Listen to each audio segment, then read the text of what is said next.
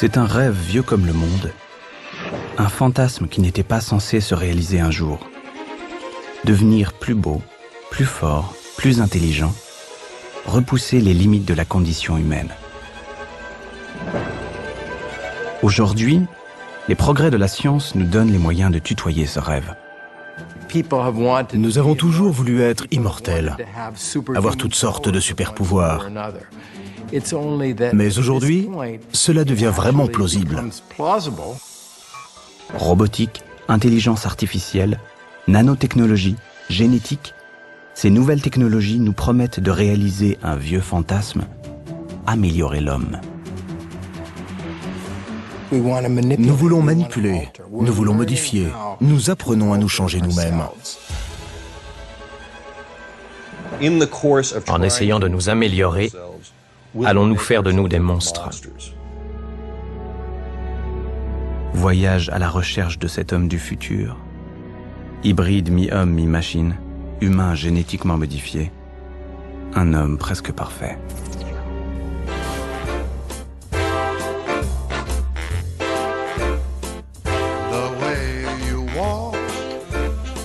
Athlète de haut niveau, mannequin pour Alexander McQueen, comédienne, Amy Mullins a été admise dans le club très sélect des 50 plus belles femmes du monde. Amputée des 2 jambes à l'âge d'1 an, elle s'est fabriquée autour de ce handicap qui fait d'elle une femme pas comme les autres.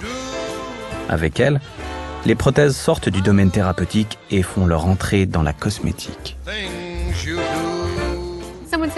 Les gens disent « la pauvre, elle n'a pas de jambes ». Mais si, j'ai 12 paires de jambes. J'ai une pièce entière pleine de jambes.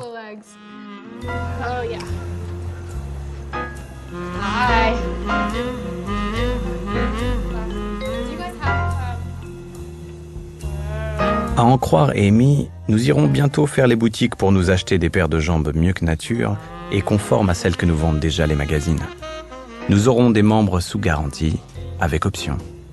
Comme toutes les prothèses que nous utilisons déjà sans en avoir vraiment conscience. Nous sommes déjà dans l'ère de l'augmentation. Nous avons tous des prothèses. Ce sont nos téléphones portables, nos ordinateurs. Nous ne faisons plus rien sans tout ça. Je ne sais pas si c'est vrai ou pas, mais il est probable que Pamela Anderson ait autant, si ce n'est plus, de prothèses que moi dans son corps. Et personne ne la traite d'handicapée. Jamais. La bonne nouvelle, c'est que plus personne ne me traite d'handicapée non plus. Un jour, je suis allée à une fête très chic. Il y avait une fille qui me connaissait depuis des années avec ma taille normale. Elle est restée bouche bée. « Qu'est-ce que t'es grande ?» J'ai dit « Je sais. » C'était marrant, un peu comme porter des talons sur des talons. Mais ça m'amusait. Elle m'a dit « Amy, c'est pas juste. »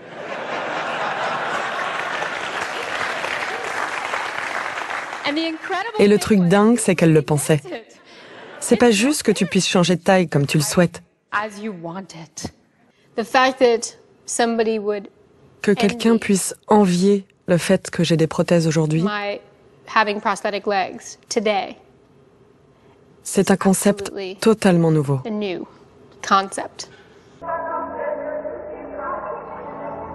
And a man with no legs can't run. Anything else you want to tell me?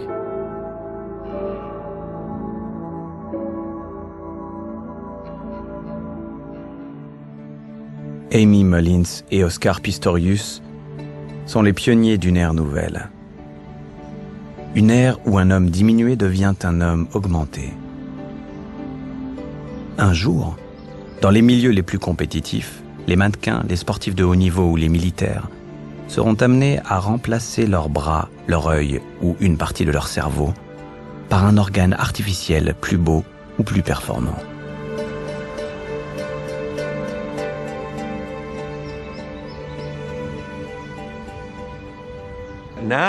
Maintenant, les technologies que nous développons sont dirigées vers l'intérieur de notre corps.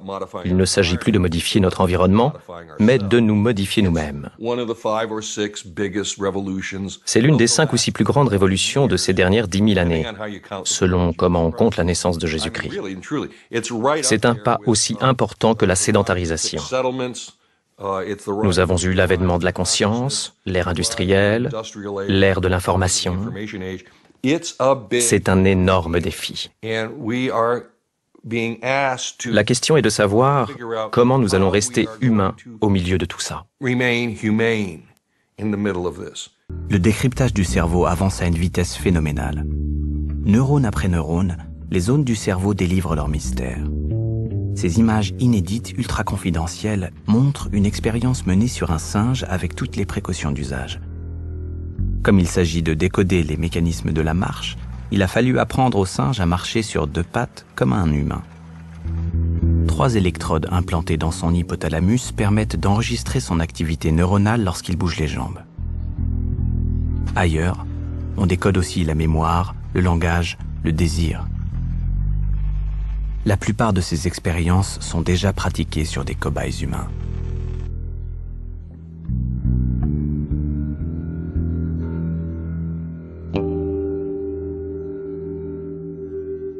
C'est aux États-Unis que les scientifiques sont allés le plus loin.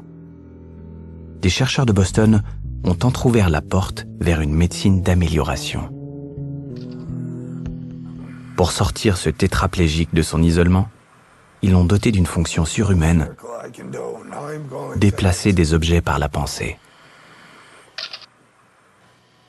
100 électrodes aussi fines qu'un cheveu ont été implantées dans son cortex moteur.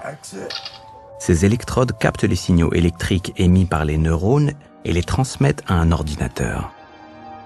Pendant quelques mois, Matthew Nagle a pu jouer à des jeux vidéo, allumer et éteindre la lumière, zapper sur sa télé, avant que le risque d'infection n'oblige à lui ôter son implant.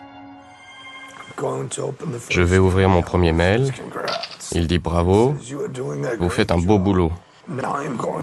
Maintenant, je vais allumer la télé. Elle est allumée. Je vais changer de chaîne. Là, j'ai changé. Je recommence. C'est difficile à traduire avec des mots. J'utilise mon cerveau, je n'ai qu'à penser les choses. Je n'ai qu'à dire au curseur d'aller en haut à droite et je contrôle tout l'écran. C'est hallucinant. Nous savons implanter des puces dans le cerveau pour le stimuler et nous savons capter les signaux qu'il émet pour agir. Un ordinateur directement embarqué dans le cerveau sera-t-il la prochaine étape ? Peut-on mettre un boîtier, un disque dur à l'intérieur du crâne pour enregistrer les informations et par exemple augmenter la mémoire? Alors la réponse est oui et non. Oui, on sait mettre dans le crâne des boîtiers électroniques comportant des éléments pourvu qu'ils soient suffisamment petits. Maintenant, est-ce que les informations qu'on acquiert sur ce disque dur, c'est une mémoire additionnelle comme un disque dur externe que je peux ensuite rebrancher? Bien la réponse est non. Pourquoi c'est non? Parce que je ne sais pas où la rebrancher.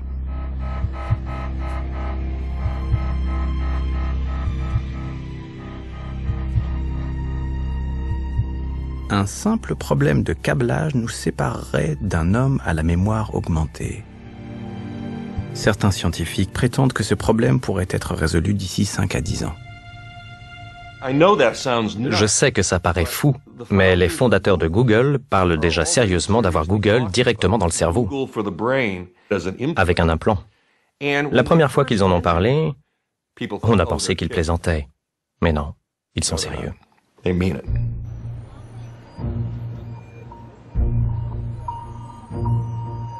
Un jour peut-être, nous serons aussi démunis sans implant que nous le sommes aujourd'hui sans téléphone portable. Nos futurs employeurs exigeront de nous des cerveaux équipés des meilleurs logiciels. En Europe, l'idée fait peur, mais de l'autre côté de l'Atlantique, la question ne se pose déjà plus. La question n'est pas de savoir si, mais comment et quand. Nous connectons déjà des neurones humains à des puces d'ordinateur. Nous mettons déjà des implants dans les cerveaux humains. Et nous améliorons tout ça à un rythme de croissance exponentielle. Il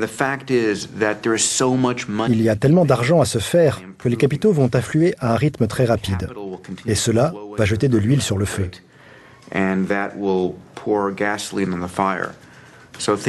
Les améliorations vont aller de plus en plus vite. Et lorsque cela arrivera quelque part dans le monde, les gens qui seront améliorés seront tellement avantagés que chacun se dira « Est-ce que moi aussi je peux avoir ça ?»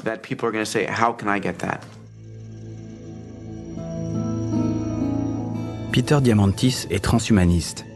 Ce mouvement rassemble quelques milliers de personnes dans le monde, philosophes et scientifiques. Certains d'entre eux sont haut placés dans les institutions et les laboratoires de recherche américains. Depuis l'été dernier, ce lobby dispose même d'une université située sur le campus de la NASA dans la Silicon Valley.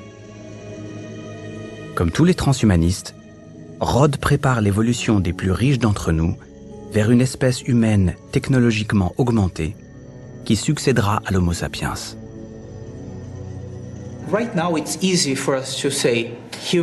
Aujourd'hui, c'est facile de distinguer l'humain de la machine, mais ça va vite devenir très flou. Vous allez commencer par des implants visuels et auditifs. Ensuite, vous allez avoir votre crise de la quarantaine. Et au lieu d'acheter une voiture de sport, vous allez vous offrir un cœur d'athlète pour avoir de meilleures performances sportives. Ça va commencer comme ça, par de petites améliorations. Et soudain, vous allez réaliser que vous êtes devenu plus artificiel que naturel. On ne peut plus tracer une frontière bien définie entre l'humain et la machine. Nous allons évoluer et nous allons changer ce qui nous sert à nous relier au monde, c'est-à-dire notre corps. Et c'est une bonne chose. C'est l'évolution. C'est simplement l'évolution artificielle. À 1 heure de train de Londres, à l'université de Reading, la Silicon Valley britannique, un professeur de cybernétique en pleine santé a déjà commencé à transformer son propre corps. Preuve que l'idéologie transhumaniste s'est déjà répandue de ce côté de l'Atlantique. Je ne veux pas rester un simple humain. Je veux pouvoir m'améliorer, devenir un homme augmenté, un cyborg. Oui, c'est ce que j'aimerais être. La mutation de Kevin a débuté lorsqu'il s'est implanté une puce dans le bras pour commander la domotique de son labo. Il est devenu alors le premier cyborg volontaire au monde. Le premier implant que j'ai eu, c'est cette puce RFID, à identification par fréquence radio, que j'ai choisi d'insérer dans mon bras gauche de façon expérimentale. Elle permet à l'ordinateur de mon bâtiment de m'identifier en permanence. Quand je me déplace, les portes s'ouvrent, les lumières s'allument, et quand je passe devant la porte d'entrée, ça fait « J'adore être un cyborg ».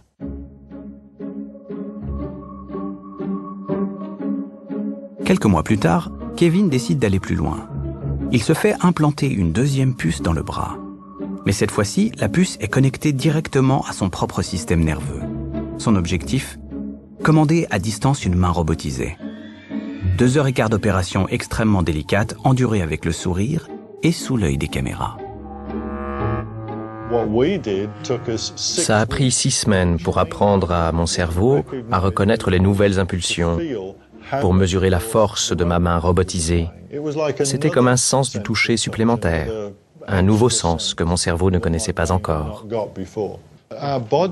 Nos corps ne servent qu'à promener nos cerveaux, peut-être à avoir des relations sexuelles ou 2-3 choses comme ça. Mais si nous pouvions nous débarrasser de nos corps, ce serait très utile. On va effectivement avoir 2 espèces distinctes, les augmentés et les ordinaires, ou les naturels. Et je sais à quel groupe je veux appartenir. Je ne veux pas être dans le groupe de ces humains naturels et ennuyeux, aux capacités mentales limitées. Je veux être avec les intellectuels, les humains augmentés.